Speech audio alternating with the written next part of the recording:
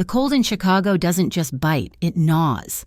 It seeps through the service entrance of the Lakeview Grand Hotel, past the industrial-grade weather stripping, and straight into my bones.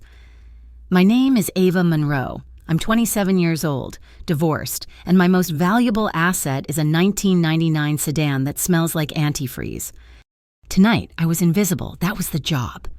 I'm part of the short-term contract crew for the setup. We haul the tables, polish the silver, and make sure the Blue Shield charity banners are hung straight. This event was a big one, crawling with politicians and the top brass of the Chicago PD, all raising money for the families of fallen officers. A noble cause, I guess.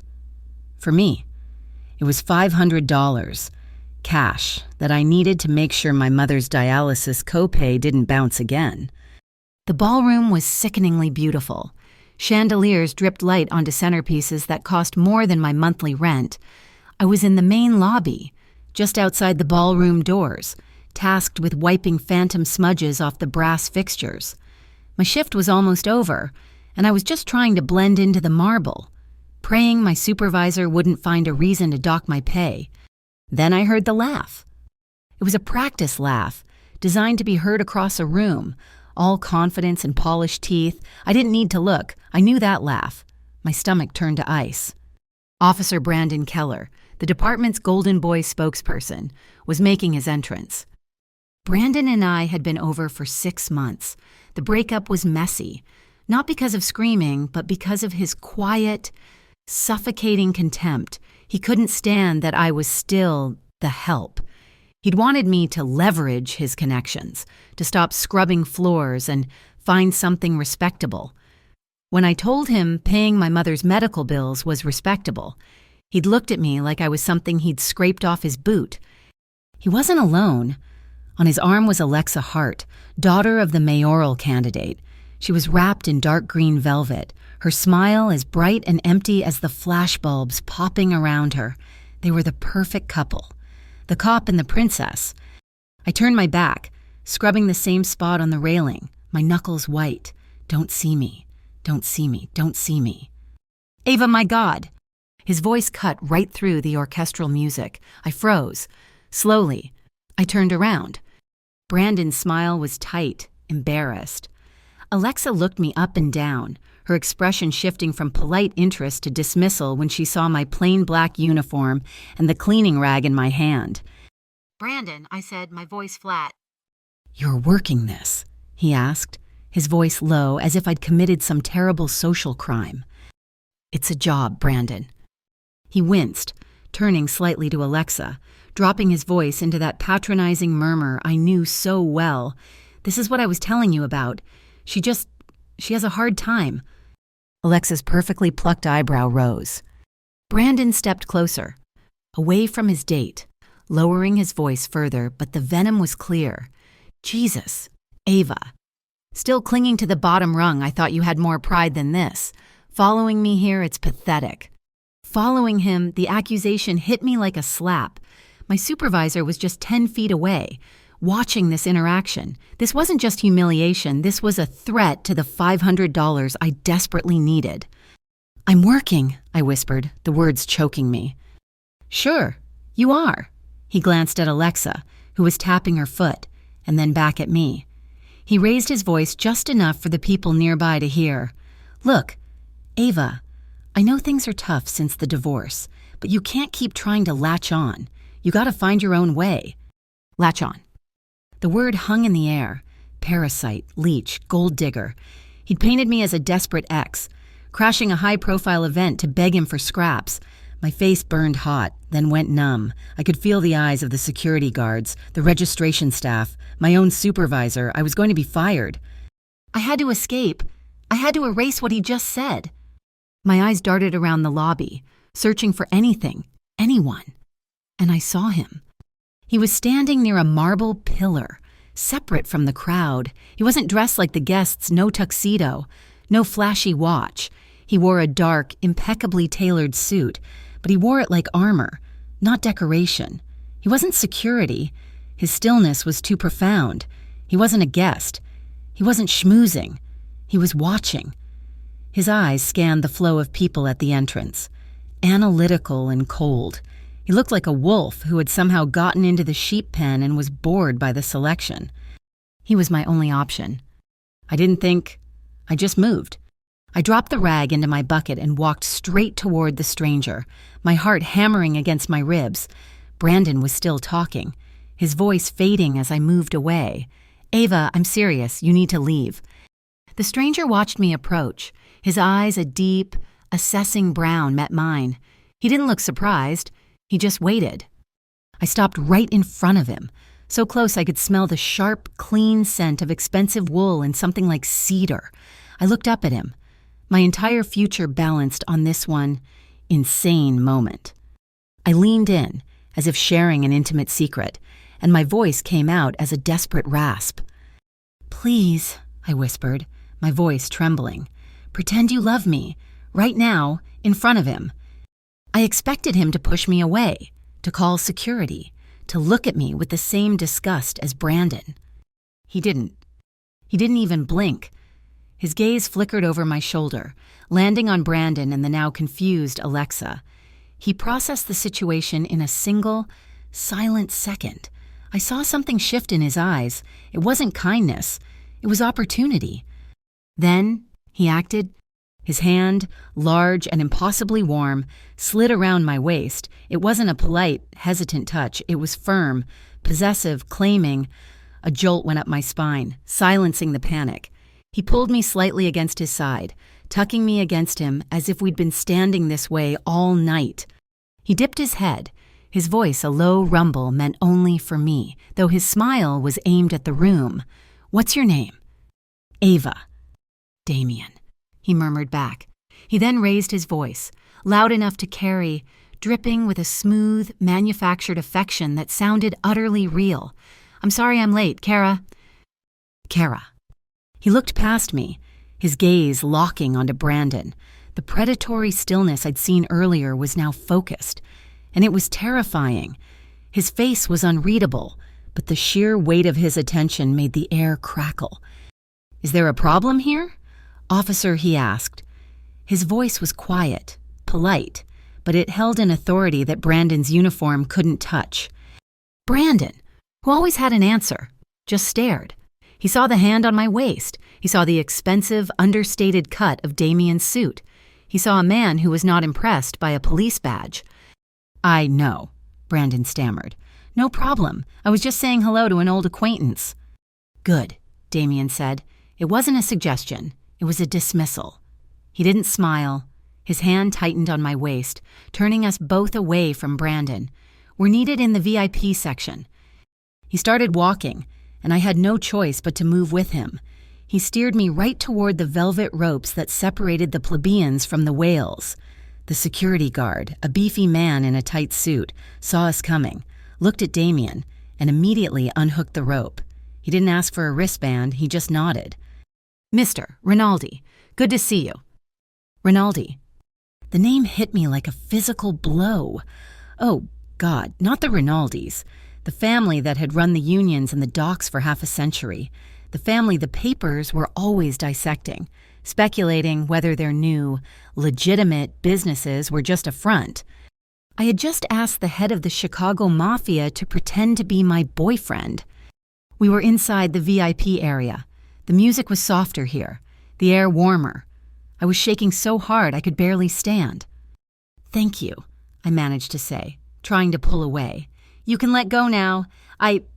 Not yet," he said, his voice low. His hand remained firmly on my waist. "They're still watching. Breathe.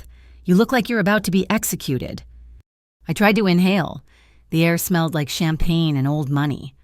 Flash. A bright light exploded in my face. I flinched, and Damien's grip tightened, holding me steady. A society reporter, one of those women with sharp teeth and sharper stilettos, was beaming at us. "Mr. Rinaldi, we didn't expect to see you supporting the Blue Shield, and who—" Her eyes raked over my simple uniform. "Is this—" Damien was smooth. He instantly repositioned me, turning me slightly so I was partially shielded by his body. He dipped his head, and before I could react, he pressed his lips to my cheek. It wasn't a peck, it was deliberate, slow and shockingly warm against my cold skin. It lasted maybe 3 seconds, but it felt like an hour. It was completely staged, a performance for the camera. But my stomach did a stupid little flip anyway. Click, flash. The moment was captured. "Just enjoying a quiet night with my partner," Damien said to the reporter, his voice like velvet. "We're always happy to support Chicago's finest." The reporter looked like she'd just won the lottery. She knew exactly who he was, and the sight of him holding me, a nobody in a janitor's uniform, was the scoop of the night. The lie was no longer just for Brandon. It was now on camera. Before the reporter could ask another question, my supervisor, the one who had been watching me get harassed by Brandon, hurried over, her face pale. "Oh, Miss Monroe," she gushed, her voice suddenly friendly. "We didn't realize. My goodness, you shouldn't be working. Please," she gestured vaguely. Why don't you stand over here, by the auction tables? As a guest, of course." In the space of 5 minutes, I had gone from invisible help to harassed ex to Damien Rinaldi's partner. I was numb, letting him guide me deeper into the VIP area. We stopped near the main auction stage, right beside a table groaning with high-end items. "What did you just do?" I whispered, finally finding my voice. Damien released my waist. Though he stayed close, the air around him felt charged. "You asked for a favor. I provided it. Now, just look impressed and try not to faint." He wasn't looking at me. He was looking at the auction items. His eyes weren't on the diamond necklaces or the vacation packages. They were locked on the liquor display. The centerpiece was a single, dusty bottle of bourbon, Pappy Van Winkle, 23 years old. The opening bid was listed as $10,000. "That's a lot for bourbon," I said weakly, just to say something. "It's not about the bourbon," Damien said, almost to himself. "It's about the receipt." I watched him. He wasn't admiring the bottle. He was studying the donation ledger next to it, the list of who had provided the items. He angled his body slightly, shielding his actions from the room, and lifted his phone. And he wasn't taking a picture of me, or us. He snapped a quick, low-light photo of the ledger page. He lowered the phone and straightened his cuff, turning back to me. His eyes were dark and focused. The predatory calm returned. He looked at me, really looked at me, as if seeing me for the first time. "It seems, Ava Monroe," he said, his voice a soft, dangerous rumble, "that our little arrangement just became mutually beneficial. You needed a shield, and I," he glanced back at the bourbon, "needed a reason to be at this table." I stared at him, the reality of my situation crashing down. I had run from the simple, petty cruelty of Brandon Keller, and in my panic, I had thrown myself into the arms of a man who didn't just break rules, but likely owned the rulebook. The lie I had told to save my job for one night was now anchoring me to a world I didn't understand, and a man I knew, instinctively, I should fear. The lie was hanging in the air, thick and heavy as the scent of $10,000 bourbon. Damien Rinaldi had just called our arrangement mutually beneficial, and I was staring at a bottle of liquor that was apparently the key to his kingdom. "What do you mean? The receipt?" I whispered, trying to pull my arm away. He didn't let go, but his grip loosened, becoming less of an anchor and more of a suggestion. He didn't answer me directly, and he was looking at his phone, at the picture he'd just taken of the donation ledger. He zoomed in on one line. "The Vescari family," he murmured, his voice so low I had to lean in to hear him. "They're old rivals. They always donate just enough to keep the police benevolent fund happy. But look." He angled the screen toward me. I saw a list of names and items. The Vescari line was for the case of Pappy, but it was the only one on the page written by hand. The ink was a bright, almost chemical blue. "It's blue ink," I said, feeling stupid. "So what?" "It's their blue," he said, as if that explained everything. "It's a bookkeeper's mark, a signature, not for the charity, but for his own people. It means the asset is live. It's sloppy. They're getting arrogant." Before I could ask what an asset was, The shark-toothed reporter was back, a different photographer in tow. "Mr. Rinaldi, you two are just the cutest couple, but honestly, no one here has ever seen you together. How did you two meet? It's the talk of the room." I tensed, ready for the lie to collapse. I was a janitor. He was him. What story could possibly bridge that gap? Damien smiled, a slow, easy smile that didn't reach his eyes. He turned to me, his hand moving from my waist to my back, his thumb drawing a small, warm circle through the cheap polyester of my uniform. It was disarmingly intimate. "It was in the parking garage, wasn't it, Kara?" he said, his voice dropping into that velvety, affectionate tone. I just stared, my mind blank. He chuckled, as if I were adorably shy. "I was arguing with the ticket machine at the Huron Street garage. This one," he said, tapping my shoulder, "was coming off her shift. She had a little smudge of something right here." He gently brushed my cheek, the same one he'd kissed, his touch sending a ridiculous shiver down my spine. "She paid my ticket, told me the machine was a crook." He looked back at the reporter. "I asked for her number to pay her back. She told me to just do something nice for someone else. I knew right then I wasn't letting her go." The story was insane, but the way he told it, the way he looked at me, with that specific detail of the smudge, it sounded real. It sounded true. The reporter ate it up, scribbling furiously. Across the room, I saw Brandon. His face was thunderous. He was no longer with Alexa. He was standing near the entrance, talking to the same beefy security guard who had let us pass. Brandon was gesturing, his cop mode fully engaged, pointing subtly toward Damien.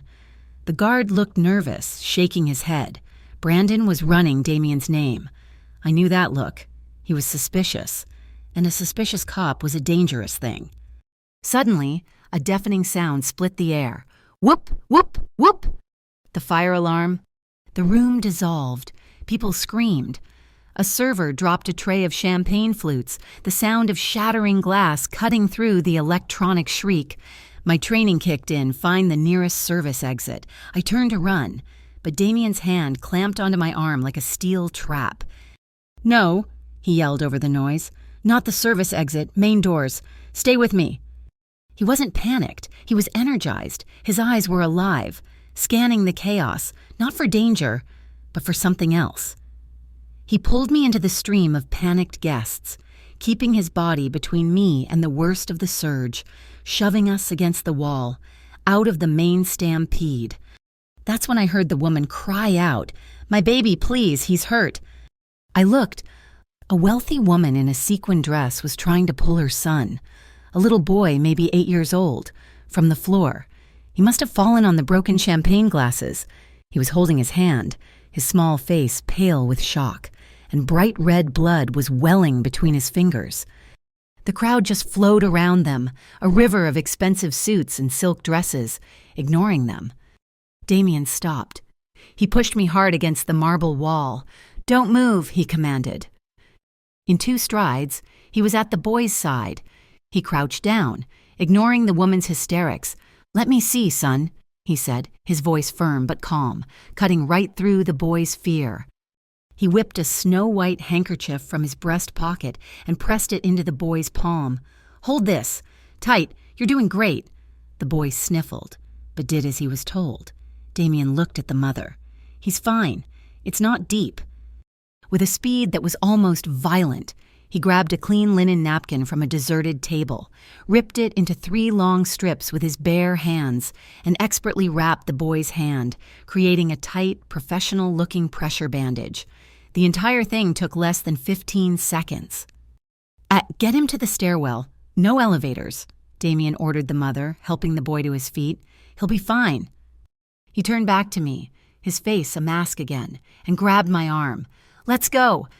The man was a walking contradiction, a wolf who stopped to bandage a lamb.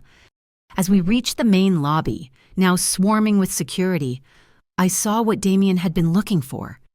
In the confusion, as guests poured out the front, 2 men in catering uniforms, men I had never seen in any of our crew meetings, were wheeling a heavy-duty dolly loaded with 3 wooden wine crates.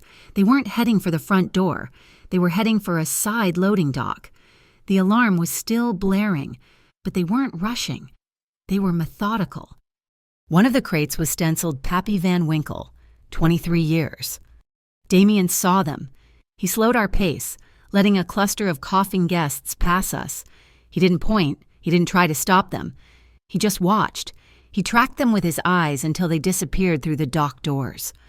The alarm, I realized, wasn't an accident. It was a smokescreen, a distraction to move the real auction items while everyone else, including the cops Brandon was part of, was looking at the fire panel. We spilled out into the night. The air was frigid, the snow biting at my face. Fire trucks were pulling up, but the lack of smoke told me it was already over. It had been a false alarm. My utility cart, the one with my beat-up coat and my purse, was still parked by the service entrance where I'd left it hours ago. "I need my coat," I said, my teeth chattering. "Stay here. I'll get it." "No, you've done enough." I pulled free from him and ran across the slick pavement, grabbing my thin coat and my purse, my keys, my phone, the meager remnants of my real life. When I turned back, a black sedan that looked more like a tank with windows had pulled up to the curb. Damien was holding the back door open. "Get in, Dio," he said. "I'm taking you home." "I can take the bus." "It's 20 degrees, Ava, and you just walked into a war. Get in the car." I got in. The silence inside was absolute. The leather was buttery soft. We drove for several blocks before he spoke, his voice quiet in the dark. "The alarm was for the bourbon. The men you saw work for Santo Vescari. The bottle on display was a decoy. The cases they moved were the real product. This entire charity, the Blue Shield Fund, is how they're washing their money." I stared at his reflection in the window. "Why are you telling me this? What does this have to do with me?" "You asked me to pretend," he said. "The Vescari family will now assume you are with me, that you are mine." The possessiveness in his voice made my skin crawl. "I'm trying to make my family's business legitimate. My father and his father, they left a legacy I'm trying to clean. The Vescaris are old world. They like the violence, the shadows. They are my rivals. And now, they think you are my partner." He was admitting it. He was a Rinaldi, and he was at war with another family. He dropped me at my curb, the sedan disappearing into the night before I even reached my apartment door. I didn't sleep. My mind just replayed the alarm, the blue ink, the boy's hand, the look in Damien's eyes. The next day, I took my mother to her dialysis appointment. I sat in the waiting room for 4 hours, the smell of antiseptic burning my nose, reading a year-old magazine. This was my life. The Lakeview Grand felt like a fever dream. I got home after dark, exhausted and heartsick, and I saw it. Taped to my apartment door, number 304, was a plain manila envelope, no name. My hand started to shake. I tore it open. It was the picture from the reporter, the grainy close-up of Damien pressing his lips to my cheek, me, in my uniform, looking stunned, him, looking possessive. Written on the bottom, in that same unmistakable chemical blue ink, were 3 words. "Choose a side." I stumbled into my apartment, locking the deadbolt. This was Vescari. This was the mob. They knew where I lived. I pulled out the business card Damien had slipped into my coat pocket. Rinaldi Logistics. Just a name and a number. I called. He answered on the first ring, as if he'd been waiting. "They found me," I whispered, my voice cracking. "They left the picture. At my apartment." "Where are you?" "Home. Damien, you have to fix this. You have to tell them I'm nobody, that it was a joke." There was a long pause. "If I tell them you're nobody," he said, his voice flat and dangerous, "they will treat you like a loose end. That's worse. Stay there. Lock your door. I'm sending a car." "No," I shouted, surprising myself. "No more cars, no more of your world." I took a shaky breath, trying to channel the tiny spark of courage that had made me bandage the boy's hand. No, that had made him bandage the boy's hand. "I will help you one time," I said, the words coming out fast. "I'll tell you what I saw. The men, their faces, the logo on the catering uniforms, the exact time they left the dock, Everything I remember from last night. You use that to get them away from me. You use it to end this. Ava. That's the deal. I am not your Kara. I am not your partner. I am not a part of your world. I'll help you once to get me. And my mother out of this? Then you leave me alone. Forever. Another silence. Longer this time. I could hear him breathing. One time, and he finally agreed. You give me the intel. I get them to back off. It was a promise. But as I hung up the phone, I knew a promise from Damien Rinaldi wasn't freedom. It was just a different kind of leash. My one-time deal bought me exactly 48 hours of hollow silence. I gave Damien's driver, a man who didn't say a single word, my detailed memory of the catering crew. The exact time, 10:15 p.m., and the logo on their uniforms, Vescori Fine Imports. I didn't hear from Damien, but the world tilted anyway. It started with a phone call from a number I didn't recognize. Ava Monroe, this is Alexa Hart. My blood went cold. Brandon's new girlfriend, the mayoral candidate's daughter. Yes. Listen, Ma, she said, her voice all business, no malice. I heard what happened with Brandon the other night. I know, he can be well. He's a cop. Very protective. Anyway, I was impressed with how you handled yourself. My father's campaign is ramping up, and we're absorbing the Blue Shield event planning. I need an assistant event coordinator, someone who knows the venues from the ground up. I was standing in my tiny kitchen, holding a past-due electric bill. I'm a janitor. Miss Hart. I know, and you wouldn't be. The salary is double what you're making now. Full benefits. We'd start you immediately. Double my pay. Benefits. Enough to cover Mom's medication and the rent. It was a life raft. But it was being handed to me by the woman standing next to Brandon, and it was coming 2 days after I was photographed with Damien Rinaldi. Why me, I asked, my voice flat. I like people who are unflappable. You're unflappable. Ava, think about it. My office will send you the paperwork. She hung up. The offer was too good. It was a setup. It was a way to buy me, to own me, to pull me out of Damien's orbit and into theirs. The Hart political machine, I was realizing, was tied to the Vescari family. Santo Vescari, the man whose name Damien had whispered, was buying his political protection from Alexa's father. An hour later, as if on cue, Brandon Keller showed up at my apartment door. He wasn't in his uniform. He was wearing jeans and that smug, pitying look I hated.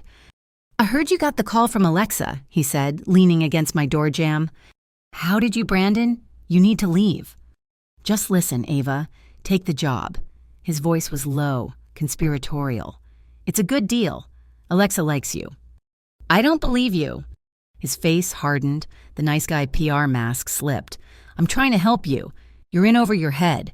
That guy you were with, Rinaldi. He's poison. You're a witness to God knows what. He helped me when you were humiliating me. Brandon. He used you, he hissed, stepping closer. Take the job. I can make things easier. I saw your mom's car. It's got, 3-4 unpaid parking tickets from the clinic garage. I can make those disappear. All of them. Just take the job. Get away from him. It was a bribe. He was using my mother's illness to manipulate me. My stomach roiled. Get out, Brandon. Don't be stupid, his voice rose, a sharp, angry crack. You think this is a game. That picture of you and Rinaldi, the one of him kissing you, it's everywhere. The society pages are eating it up. He pulled out his phone and showed me the article. Rinaldi's new mystery woman. There I was, looking shocked and small, in his embrace. Right now, Brandon said, his voice dropping to a venomous whisper, you're just a mystery. But I can fill in the blanks. I can tell them all about the desperate ex who scrubs floors, the one who latches on. I can paint a very clear picture of a gold digger. Your new job offer from Alexa. It'll vanish. Your old job gone. Think you can pay for dialysis then? My hand was shaking. This was the man I'd once thought I loved. He wasn't protecting me. He was caging me. Leave, I said, my voice dead. He stared at me, his eyes cold, and finally, he left. I locked the door, my back sliding down the wood until I hit the floor. I was trapped. The Vescaris on one side, with their blue ink threats, Brandon and the Hearts on the other, with their smiling bribes and public threats. And in the middle, there was Damien. I called his number. He knows Brandon. He threatened me. He offered to erase my mother's tickets if I took a job with his girlfriend. The silence on Damien's end was heavier this time. "This is what they do," he said finally. "Santo Vescari and the Hearts, they're partners. They're trying to pull you away, to isolate you. Don't take the job." "And do what?" I cried. "Wait for him to ruin me. Wait for your rivals to send another threat." "I'm handling it, but you need to be smart. From now on, there are 3 rules. First, no routines. Don't leave your apartment at the same time every day. Don't take the same route to your mother's clinic. Second, nothing online, no posts, no check-ins, nothing. Third," his voice grew more intense, "you will save this number under a different name. If you are ever in real trouble, if you even feel wrong, you call it day or night. Understand?" I agreed. The next day, he sent a car, not the luxury sedan, but a boring gray hatchback to take me to his office. Rinaldi Logistics was a sterile, glass and steel building in the West Loop. It screamed legitimacy. His office was on the top floor. A woman was waiting for us. She was in her late 50s, with severe black hair pulled into a tight bun and a suit that looked like it was spun from iron. "This is Rosa Rinaldi," Damien said. "My aunt. She runs the company." Rosa Rinaldi, the chief financial officer. She didn't offer to shake my hand. She just stared at me, her eyes missing nothing. "So, you're the one," she said. Her voice was flat. "The one who just put a target on our entire restructuring plan." "Rosa," Damien warned. "No, Damien, we are 90% legitimate. We are this close to closing the wine and spirits division for good, and you walk into a Vescari-funded event and pick up a janitor." She said the word like it was a disease. "She's a liability. Santo Vescari doesn't make threats. He sends bait, and you bit." "She's not bait," Damien said. "She's an asset. She's the one who saw the blue ink. She has an eye for things we're too close to see." "An eye for what dirt?" Rosa scoffed. I was shaking, but not from fear, from anger. "I saw more than the ink," I said, my voice quiet but shaking with rage. I looked at Damien. "You're at war, but you're fighting like soldiers. They're fighting like criminals. You're looking for strategies. They're looking for shortcuts." I pointed to a stack of surveillance photos on his desk, likely of the Vescari crew. One was a close-up of a different case of expensive wine. "That label," I said, pointing. "It's wrong." Damien and Rosa both looked. "It's a vintage from 1982, Damien said. "What's wrong with it?" "The tax stamp," I said. "It's glued on top of the foil. But for that year, for that specific winery, the tax stamp was always under the foil. We had a guy at the hotel who collected them. He taught me. That bottle is a fake, or at least, it's been tampered with. The contents are probably cheap, but they're using the label to move the money. They're not just moving bourbon, they're moving fakes. You shouldn't be looking at their books. You should be checking their entire warehouse inventory. Every bottle." The silence in the room was absolute. Rosa stared at me, her expression unreadable. Damien looked at me with a new, dangerous level of interest. He realized I wasn't just a victim. I was useful. The ride home was quiet. The gray hatchback dropped me a block from my apartment, per the new rules. It was snowing again. The wet, heavy flakes that make Chicago winters a misery. I was walking the last stretch, my head down, when I saw it. My car, my 1999 sedan. All 4 tires were slashed. They weren't just flat, they were destroyed, stabbed repeatedly, the rubber hanging in ribbons. I stopped, the snow melting on my face, my breath catching in my throat. This wasn't Brandon's petty threat. This was Vescari. And there, placed perfectly in the center of the hood, wiped clean of snow, was a single, black chess piece, a rook, the castle. A message. We can move in a straight line. We can get to you. There is no hiding.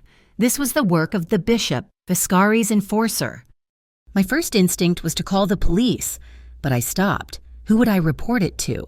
The police. The department where Brandon was the golden boy. He would twist it.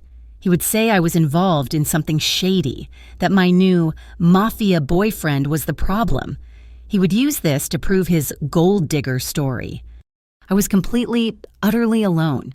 I leaned against a frozen lamppost, my knees weak. I called Damien's emergency number. I didn't have to say a word. "Your car," he said, his voice terrifyingly calm. "I have a man 2 blocks away. He saw it. Did he leave it?"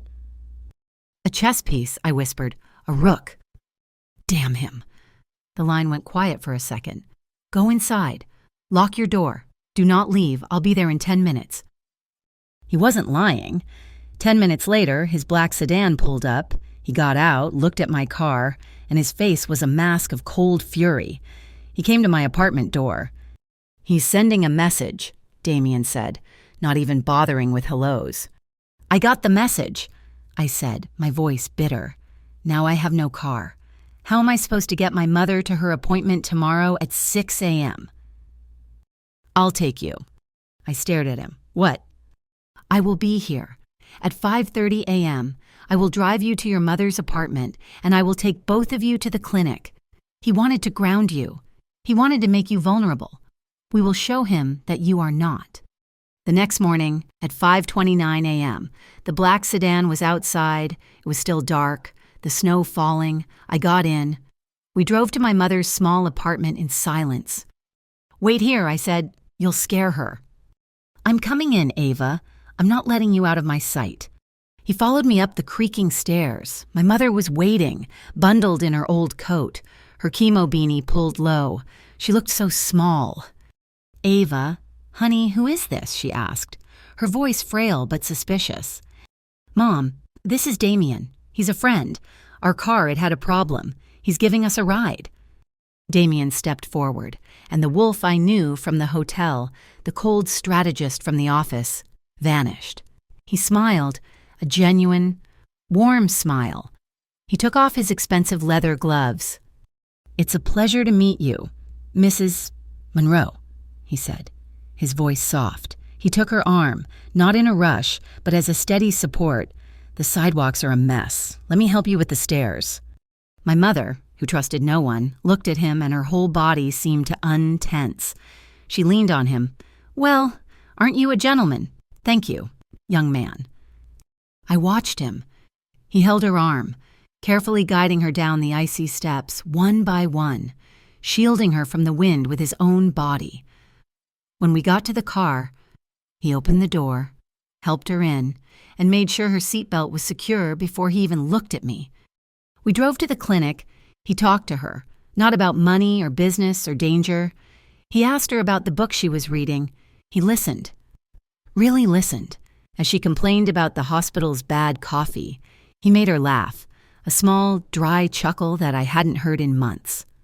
When we arrived, he helped her out and into the wheelchair the clinic provided. "I'll be back to pick you up at 10, he told her, patting her hand. "Thank you, Damien," she said, smiling up at him. "You're a good man."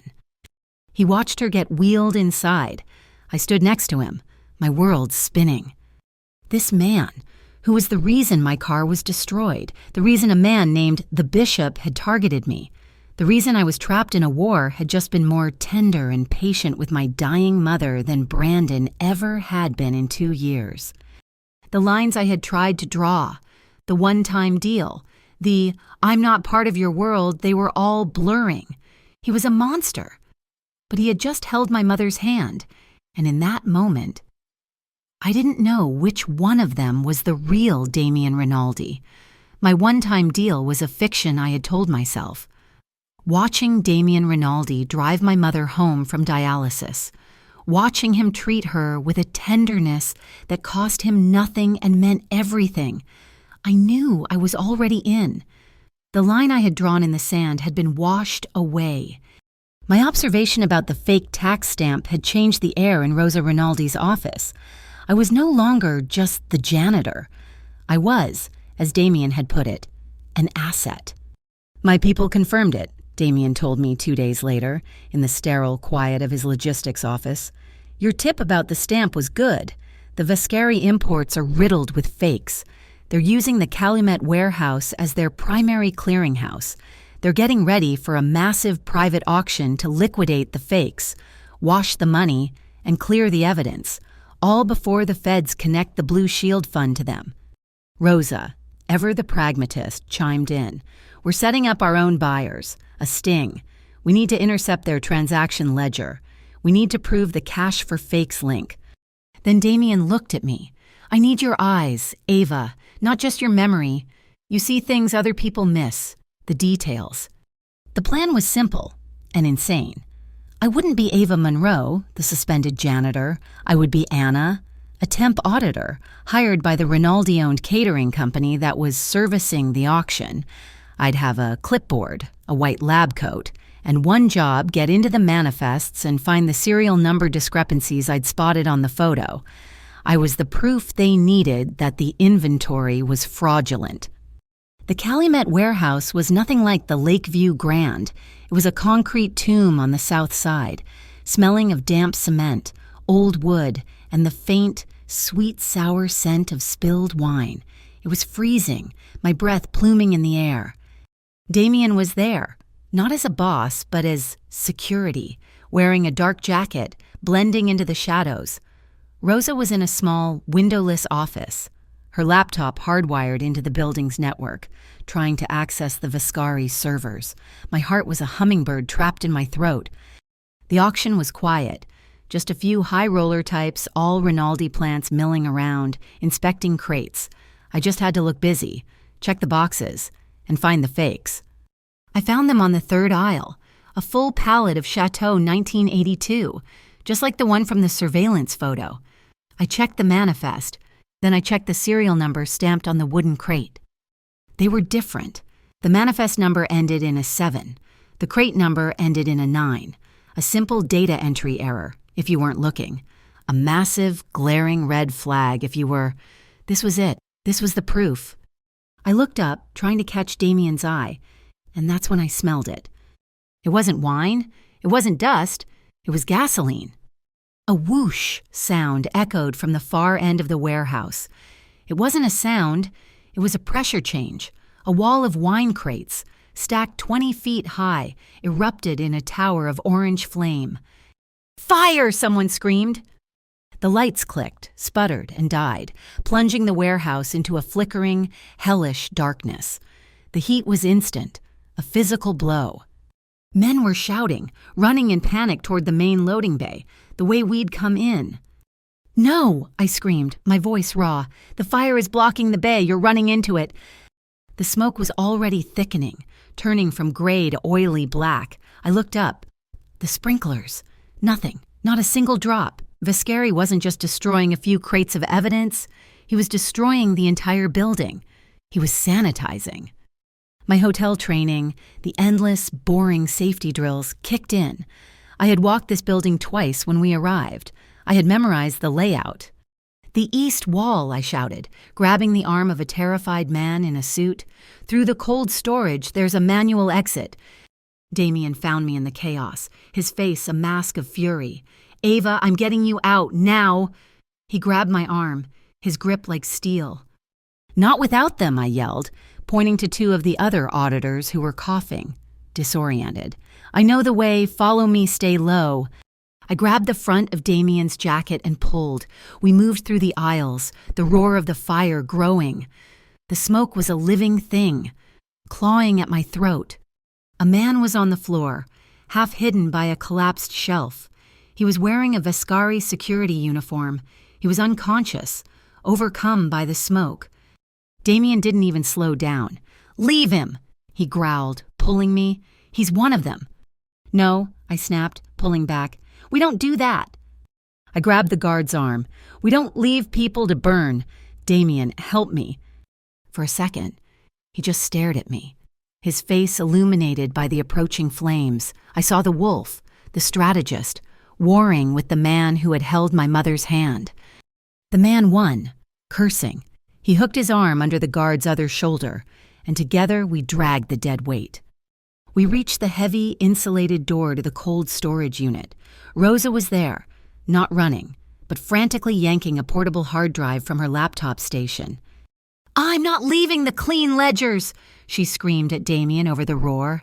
"This is our entire legitimate structure. If the fire takes this drive, the feds will tie us to their crimes forever." "To hell with the ledgers. Rosa, get out," Damien yelled. "It's everything we've worked for." A figure stepped out of the smoke, blocking the steel doorway. He was tall, dressed in dark work clothes, and his face was terrifyingly calm. He held a pistol. I didn't need to see the chest piece to know it was the bishop. He raised the gun, not at Rosa, not at the hard drive. He aimed it directly at me. "The girl," he said, his voice flat, almost bored. "The loose end." Damien moved. He didn't hesitate. He shoved me sideways with all his strength, sending me crashing behind a stack of steel barrels. The crack of the pistol shot was sharp and ugly. It echoed in the concrete room, louder than the fire. I scrambled up, my ears ringing. Damien was leaning against the wall, his hand clutched to his left shoulder. A dark, wet stain was spreading rapidly across his jacket. He'd been too slow. Or, no, he hadn't been shielding himself. He had been shielding me. The bishop took a step, raising the gun again, this time aiming for Damien's head. I didn't think. I lunged for the wall bracket, right where I'd seen it on the safety map. The heavy, red fire extinguisher. I ripped the pin out with my thumb. He turned at the sound. I squeezed the handle. A massive cloud of white, freezing CO2 foam blasted him in the face.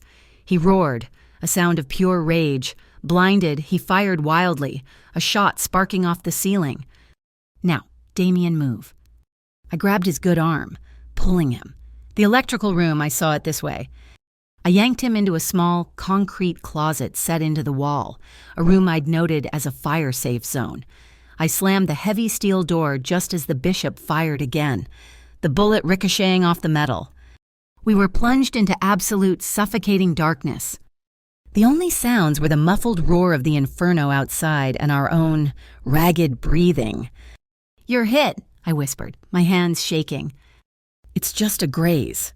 He grunted, but I could feel the tremors of pain running through him. "It hit the shoulder. I'm fine."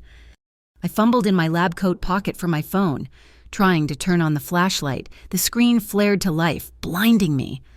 It was already on, and it was recording. I must have hit the video record button when I first smelled the smoke, thinking I was turning on the flashlight. The screen was playing back the last 2 minutes. Shaky, chaotic footage. But it was there. The bishop, standing in the doorway. Him, aiming the gun. And before that, just for a second, a clear shot of him, in the aisle, pouring the last of a gas can onto a stack of crates. "Damien," I whispered, my voice breaking. I got him starting the fire." The handle on the steel door rattled violently. He was outside. "Here." I jumped, a third voice. From the darkest corner of the tiny room, Rosa Rinaldi. She was huddled by the main breaker boxes, her laptop open and glowing. She must have slipped in right behind us. "Give me the phone now!" I handed it to her. The banging on the door was getting more frantic. "Upload it," Damien commanded, leaning heavily against the wall. "Our legal cloud, the encrypted one. Now, Rosa." Her fingers flew across the keyboard. "Connecting, uploading. It's fast. 90%. The banging stopped. Instead, we heard new shouts, distant, and then the unmistakable, beautiful wail of sirens. Woo, woo, woo. The fire department. The bishop was gone. We waited, counting 5 full minutes in the dark, before Damien slowly unbarred the door. The warehouse was unrecognizable, a cavern of smoke, water, and flashing lights. Firefighters in full gear were everywhere. They swarmed us, a lieutenant yelling questions, EMTs grabbing Rosa and me.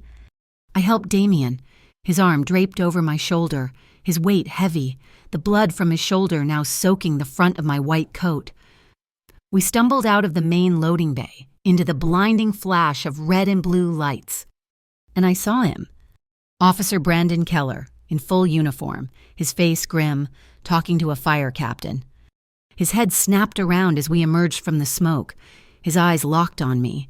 He saw the soot on my face, the auditor's coat, the Vascari guard we dragged out, now being worked on by medics. Then he saw Damien, leaning on me, shielding me, his blood covering my front. Brandon's face crumpled. It wasn't suspicion, it wasn't anger.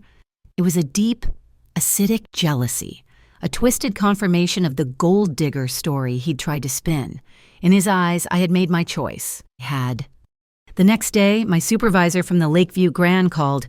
"Ava, I'm so sorry," she said, her voice stiff and cold. "The police have listed you as a material witness in a federal arson and organized crime investigation. We have to suspend your contract, effective immediately. It's a conflict of interest." I hung up the phone. I was officially unemployed. I had saved the Rinaldi's entire legitimate business. I had the evidence that could burn their rival. And I had just lost the only job I had. I was trapped. Getting fired was the last shred of my old life turning to ash. The conflict of interest was just a polite, corporate way of saying, "You've been swimming in the shark tank, Ava, and now you smell like blood." I was unemployable. I was at Rinaldi Logistics, in the glass-walled office that felt like a cage. Damien stood by the window, his left arm in a black sling. The clean white bandages from the bishop's bullet graze a stark contrast. The video I had taken in the warehouse, the grainy, chaotic footage of the bishop setting the fire, was playing on a silent loop on a large monitor. Rosa, his aunt, sat at the table, her face carved from stone. "The call came at 3:15 in the afternoon," Damien answered, his eyes never leaving the window, and put the phone on speaker. The voice that filled the room was like gravel and old-world entitlement. "Rinaldi, you have my attention." It was Santo Vascari. "You have a very creative little movie," Vascari continued, his tone mocking. "And my employee, the bishop, is apparently recovering from an injury. A messy business." "What do you want? Santo?" Damien's voice was flat. "A trade. You have your video. I have a long memory. You give me the digital ledger, the real one, your father's, your grandfather's, everything, all the old accounts. You give me that, and I forget about the girl." My blood turned to ice. "I forget her name," Vascari said, his voice dropping. "I forget her address. I forget her mother's dialysis schedule." I couldn't breathe. He was threatening my mother. He knew her schedule. The silence in the room was absolute. Rosa spoke first, her voice firm. "Give it to him, Damien." Damien turned, his face a mask of disbelief. "Absolutely not." "Listen to me." Rosa stood up, her hands flat on the polished table. "That ledger is our past. It's poison. It's the anchor we are trying to cut. This man, Santo, he's threatening an innocent civilian. He's threatening her mother. We are trying to build a legitimate company. Legitimate people do not sacrifice innocence. We protect them. Give him the past." "No." Damien slammed his good hand on the desk. The monitor rattled. "If I give him that ledger, he owns us. He owns the Rinaldi name forever. It is legal suicide. He will bleed us dry for 20 years. And when he's done, he'll give it to the feds anyway. We don't negotiate with men like that. We cut them out. We cut the past." "He will harm that woman," Rosa yelled. "He will destroy our future," Damien roared back. "Stop!" My voice was a whisper, but it cut through their argument like a razor. They both froze, staring at me. "You're arguing about your family," I said, my voice shaking. "He's holding my family. You will not trade my mother for your company." I looked at Damien, the man who had held my mother's hand. "And you," I said to Rosa, "will not trade my life for your past." I took a deep breath. He wants a trade. He wants the video, and he wants the ledger. Where? Damien's eyes were dark, assessing me. Navy Pier, the east parking structure. Midnight. "I'm coming with you." "No," Damien said instantly. "You're the target. Ava. You'll be safe here." "Safe," I let out a harsh laugh. "I haven't been safe since I walked into that hotel lobby. I am the only one he'll trade for. I am the only one who can identify the bishop. I started this. When I was in that lobby, I was a coward. I ran to you, and I whispered, 'Pretend you love me.' That was 5 minutes of pretending, to save my pride." I walked up to him, close enough to see the exhaustion in his eyes. This has to be 5 minutes of courage. If 5 minutes of pretending started this, then 5 minutes of courage has to end it. I am not hiding. Not while he has my mother. What I didn't know, what none of us knew, was that we weren't the only ones planning a meeting. Brandon Keller, consumed by his own toxic brew of jealousy and ambition, hadn't stopped digging. He'd been using departmental resources to track Rinaldi's movements. When he saw chatter about a high-level meet, Rinaldi and Vescari converging on Navy Pier, he saw his chance. He called in a favor, not to his precinct, but to a federal task force. Warning of a war. He was setting a trap to catch both sharks in one net, with himself as the hero. Midnight at Navy Pier in a Chicago blizzard is the end of the world. The wind coming off Lake Michigan was a physical entity, a screaming ghost that drove the snow horizontally. Visibility was less than 10 feet. The city lights were just a dull, orange glow behind the curtain of white. I was in the back of Damien's sedan. Rosa was beside me, a laptop open, glowing. Damien was driving, his injured arm held tight against his chest. We rolled into the east parking structure. It was empty, a concrete tomb echoing with the howl of the wind. A single pair of headlights flashed, a black SUV. Santo Vescari got out, flanked by 2 men. He wore an expensive overcoat, unfazed by the cold. "Where is she, Santo?" Damien yelled, getting out, his good hand visible, empty. "Insurance," Santo smiled, a thin, cruel expression. A side door on a dark van, parked in the shadows, slid open. My heart stopped. It was the bishop, and he was holding my mother. She was in her old coat, her chemo beanie pulled low. Her face was pale with a terror I had never seen. "No!" I screamed, fumbling for the door handle. "Mom!" Damien's head snapped back. "Santo, that was not the deal." "The deal changed," Vescari shouted over the wind. "The girl walks over. She brings the drive with the ledger. The bishop lets the old woman go. Simple." It was a lie. I knew it. The moment I was in his grasp, he would take us both. My mother was shaking, her eyes wide, locked on me. She fumbled in her coat pocket. "Ava!" she whimpered. "My sugar. I need—" She was trying to get her glucometer, her blood glucose meter. An idea, insane and desperate, born of the fire and the lies, flashed in my mind. "Wait!" I shouted. I got out of the car, stepping into the freezing wind. "He won't let her go. He'll take us both." I locked eyes with my mother. "Mom, take it out of your pocket. Slowly hold it in your hand." The bishop tensed, his arm tightening around her throat. "What is this? What is she doing?" My mother's trembling hand pulled out the small, black plastic device, a digital screen and a single button. I put my hand into my own pocket, as if I were holding something identical. "It's a dead man's switch. Santo," I yelled, my voice a high-pitched, terrified bluff. "It's tied to the video, the full one, the one from the warehouse. If her hand lets go of that button, the entire video, the part showing your face giving the order, it goes to every news outlet in Chicago. Not just the feds, everyone." Santo froze. The bishop looked confused. "It's a blood meter, you idiot," the bishop growled at Santo. "Is it?" I screamed, my voice cracking. "Do you want to find out? Let her go, and I'll walk over. I'll trade. You get me. But let her go." My mother was crying silently, but she held the meter up, her thumb on the button, like it was a grenade. Santo stared, his mind racing, the blizzard howling around us. He couldn't be sure. The bluff was too specific. "Fine," he finally snapped. "Let the old woman go." The bishop snarled and shoved my mother. She stumbled, falling to her knees on the icy concrete. "Mom, get in the car. Get in the car with Rosa," I screamed. The second my mother was 2 feet away, the world exploded. A sheet of white snow, a wall of wind blasted through the garage, dropping visibility to 0.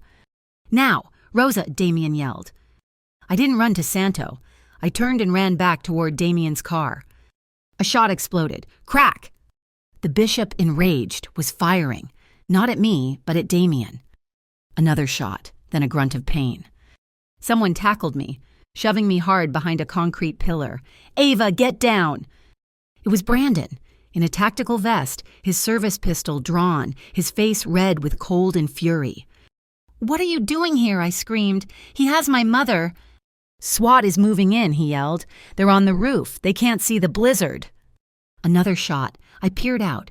Damien was on one knee, his good arm firing back at the bishop, who was using the van for cover. Brandon cursed, his breath pluming. He looked at me, then at the firefight.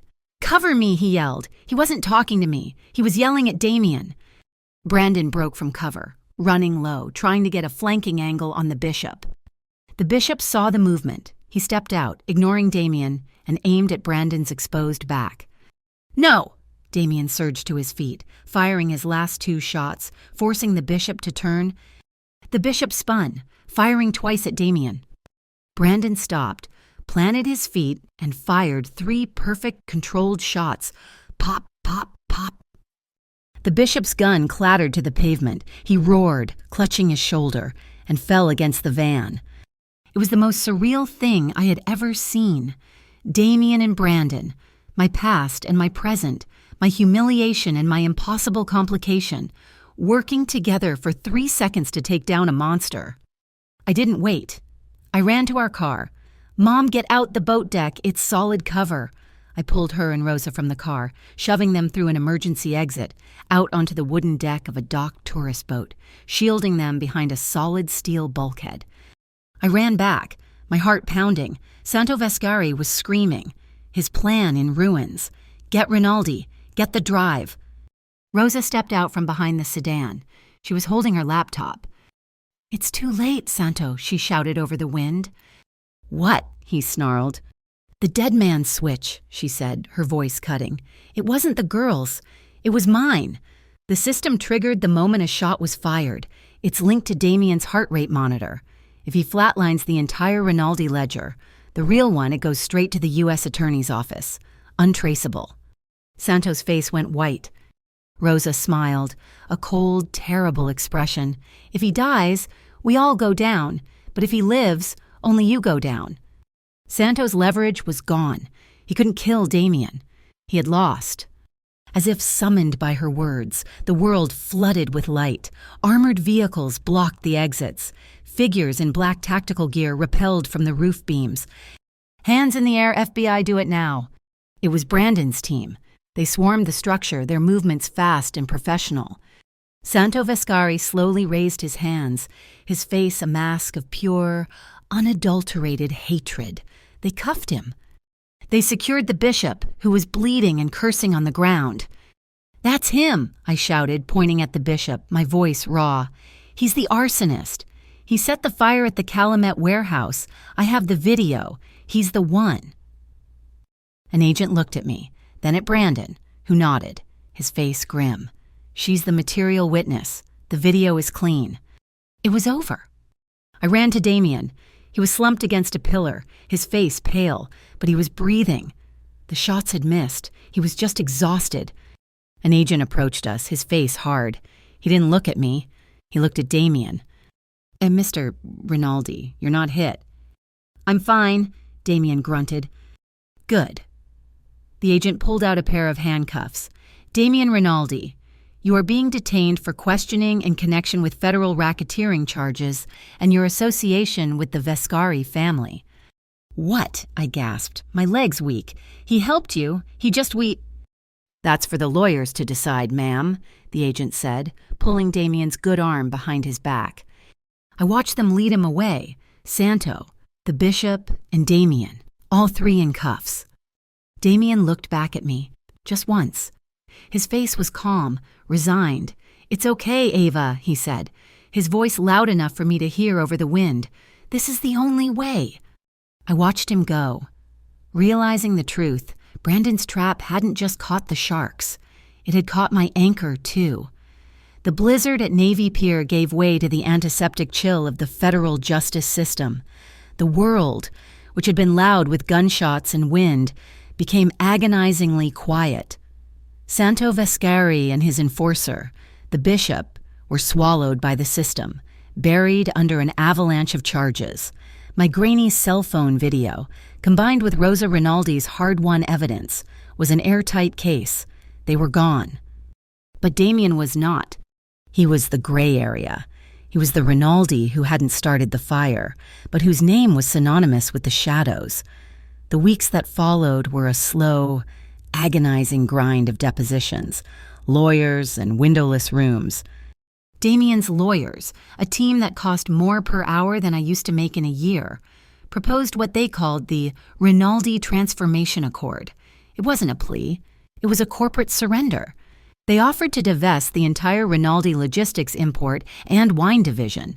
They would open their supply chains to federal audit permanently. They would establish a multi-million-dollar fund to compensate victims of Vescari's network a tacit apology for their own family's sins. They would create a new community job fund. In exchange, the U.S. Attorney's Office would grant leniency to the man who had initiated the reform, Damien. My testimony was the pivot point. The government needed me for the Vescari conviction. Damien's lawyers needed me for his character. I sat at a long, polished table. The assistant U.S. attorney across from me, a woman with tired eyes and a sharp suit, looked at me like I was a puzzle. "Miss Monroe, you're painting a confusing picture. You allege, Mr. Vescari's organization targeted you, but you were also present as an employee, no less at an illegal, non-sanctioned sting operation run by Mr. Rinaldi. Who are you a victim of exactly?" I looked her dead in the eye. My hands were steady. I was done shaking. "I'm a victim of Vescari," I said, my voice clear and low. "I am a witness to Mr. Rinaldi." "That's a fine line." "It's a very clear line," I countered. "When I was at the Calumet warehouse fire, the one the bishop started, we found one of Vescari's own guards, overcome by smoke. Damien's instinct." I glanced at him, sitting at the end of the table, silent, his arm still in a sling, was to leave him. He was the enemy. But he didn't. He listened to me. He helped me drag that man to safety. Santo Vescari would have let him burn. I leaned forward. When the bishop had us cornered and raised his weapon, Damien Rinaldi didn't hide. He didn't protect his ledgers. He shoved me behind a steel barrel and took the bullet that was meant for me. At Navy Pier, his only priority was the hostage, my mother.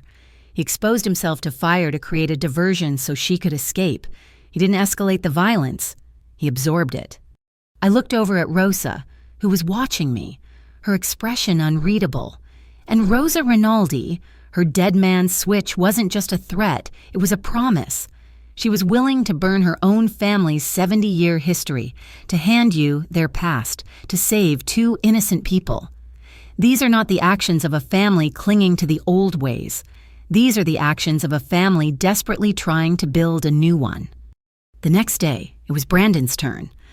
I wasn't there, but the fallout was seismic. He was, briefly, a hero. He was the cop who, acting on a tip, helped the feds trap a major crime boss. But the discovery process also unearthed his methods. He confessed. He admitted to everything. He admitted to running Damien's plates without cause. He admitted to harassing me, his ex-girlfriend.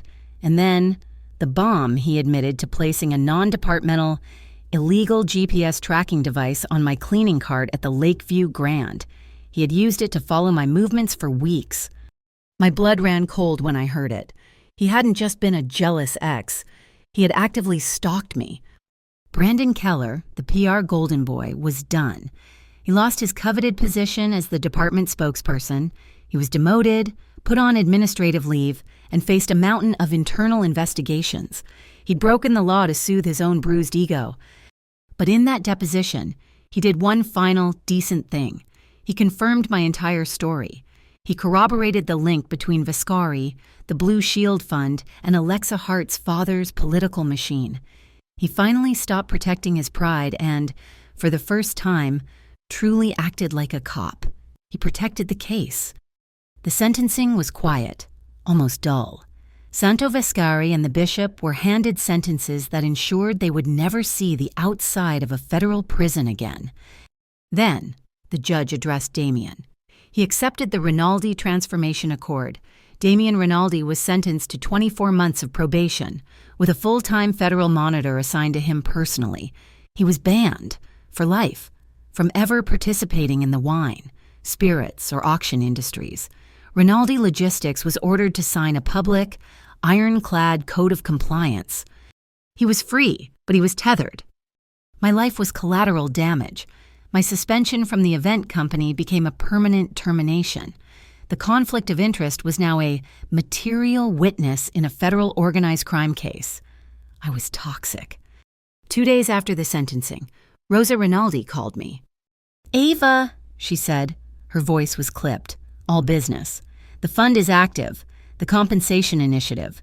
We need a community coordinator, someone to manage the victim claims and oversee the new job placements.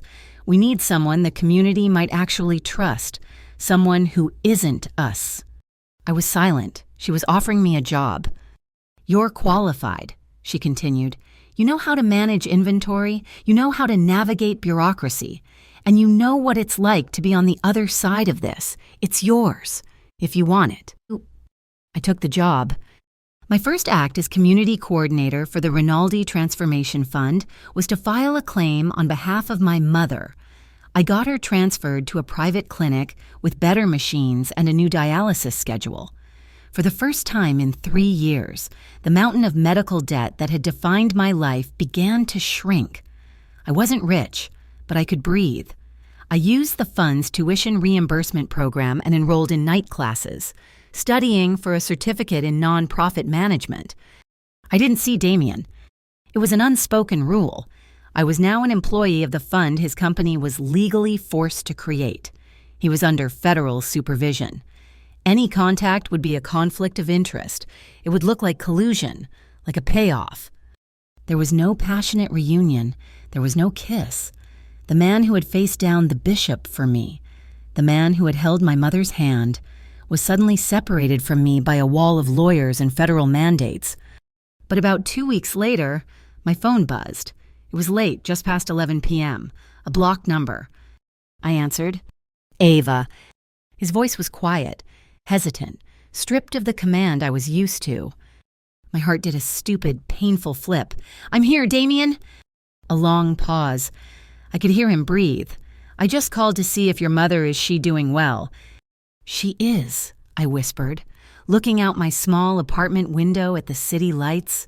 "Her new clinic it's better. The doctors are very attentive." "That's good." "Thank you, Damien." "It wasn't me," he said quickly, almost defensively. "It was the fund. Rosa's doing. I'm not allowed to be involved in its operations." "I know." We stayed on the line, the silence stretching, but it wasn't awkward, it was necessary. "Are you okay?" I asked. "I have a federal agent sitting in my outer office," he said, and I heard the ghost of a dry laugh. "I have to log every call I make. I'm learning to love spreadsheets. And you—" "I'm learning, too," I said. "My nonprofit accounting class is brutal, but I think I'm good at it." "I knew you would be," he said, his voice soft. The calls continued, not every night, but once or twice a week. That same blocked number, always after 11. We never talked about the shooting, or the fire, or the trial. We talked about my classes. He talked about the headaches of logistics, the parts of the business he was still allowed to run. It wasn't the possessive grip of a mafia boss. It wasn't the desperate plea of a woman in a lobby. It was just kindness. It was the man who had bandaged a boy's hand, checking in on the woman who had saved his life. In the Chicago papers, the Rinaldi Accord was the story of the month. Mafia transformation. One headline read, "Can the Rinaldi wolf change its spots?" asked another. The city was holding its breath, watching this public experiment in redemption, wondering if it was all just a high-priced PR stunt. I was holding my breath, too. 1 year, 12 months, 365 days. That's how long it took for the city to stop holding its breath. My late-night, blocked number calls with Damien had become a quiet ritual, a fragile thread connecting two worlds that weren't allowed to touch. His probation was still active. a 24-month sentence, the Federal Monitor, a humorless man Damien referred to as my chaperone, was a permanent shadow in his life. Rinaldi Logistics passed its final audit. Rosa Rinaldi, true to her ironclad nature, was officially named president of the board. She had successfully navigated the company through the storm, cutting away the poison limbs of the wine division and cauterizing the wounds. Damien's new title was Director of Transformation. It was a fancy, corporate-speak invention that meant he had zero financial authority. He couldn't sign a check for $1. He was, in essence, the company's conscience, a watchdog in a cage he had helped build, tasked with ensuring the ethics of their supply chain. I had found my own transformation. My job at the Rinaldi Compensation Fund had become my mission. After earning my nonprofit management certificate at night, with a 3.9 GPA, I'd use the fund's resources to open a small, 2-room office in Pilsen, the neighborhood where my mother had raised me. I called it the Pilsen Second Chance Job Club. We focused on helping young men and women, most of whom had their own histories with the justice system, find stable work. Above the door, I hung a simple wooden sign I'd painted myself, "Work with Dignity." My mother was stable. Her new dialysis schedule at the private clinic, paid for by the fund, had worked wonders. The mountain of debt that had suffocated me for years was finally, blessedly gone. Even Brandon Keller found a different kind of redemption. His career as a police officer was over, a casualty of his illegal stalking and jealousy. He'd started a small, private security firm. I'd heard he'd been working for free 1 weekend a month, providing security for community events, including, in a twist of irony, the street fair my job club was sponsoring. He was trying to atone. We never spoke. We didn't need to. Our first job fair was on a blistering Saturday in July. I was running on 4 hours of sleep and a gallon of bad coffee. My hair stuck to the back of my neck. We were understaffed, and the rental company had, of course, shorted us 1 table. "Ava, I don't know what to do," my assistant, Maria, called out, flapping a clipboard. "The keynote speaker needs a table for his materials, and we're just out." I sighed, shielding my eyes from the sun. "It's fine. I'll figure it out." I turned, and he was just there. Damien. He wasn't in a $4,000 suit. He was wearing a pair of worn jeans and a plain, dark gray polo shirt that strained slightly across his shoulders. His left arm was no longer in a sling, but I knew from our calls that it still ached when the weather turned, 50 yards away, in a black government sedan. I could see the outline of his chaperone, looking bored and hot. Damien walked past the check-in desk, his eyes finding me. He saw the frantic look on Maria's face, saw the empty space where a table should be. He didn't ask. He didn't wait to be invited. He just walked over to the stack of heavy, folded tables against the wall, grabbed one with his good arm, and lifted it. "Where do you need this, Ava?" he asked, his voice quiet, matter of fact. I stared. The man who had commanded the city's shadows, who had taken a bullet meant for me, was now volunteering as event staff. "The corner," I stammered, pointing, "by the beverage station." He nodded, and he set up the table. Then he went back and grabbed a box of bottled water and started hauling it, crate by crate, to the station for the next 3 hours. He just worked. He taped down electrical cords. He set up rows of folding chairs. He offered an arm to an elderly woman looking for the restroom. He stood in the food line with the other volunteers, patiently waited for a hot dog, and said thank you to the person who served him. He was just a man with discipline. As the day wound down and the crowd thinned, he found me by the sign-in sheet. He looked tired, and there was a streak of dirt on his face, but his eyes were clear. "You've built something incredible here, Ava," he said, nodding toward my Work with Dignity sign. "We're trying," I said, my voice thick with an emotion I couldn't name. "It's a start." He looked at me, really looked at me, the sounds of the fair fading around us.